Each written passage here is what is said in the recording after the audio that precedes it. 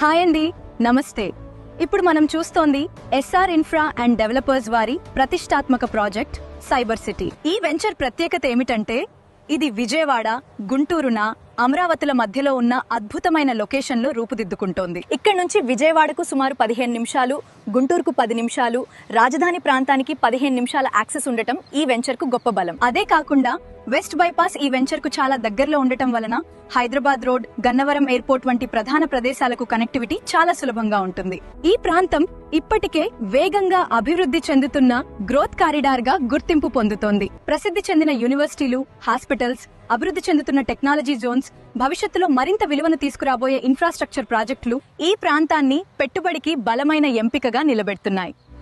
ఇప్పుడు cyber city developments గురించి మాట్లాడుకుందాం. ఇది ఒక 40 ఎకరాల మెగా గేటెడ్ కమ్యూనిటీ ప్రాజెక్ట్. వెంచర్లోని అన్ని రోడ్లు 40 అడుగుల సిమెంట్ రోడ్లు.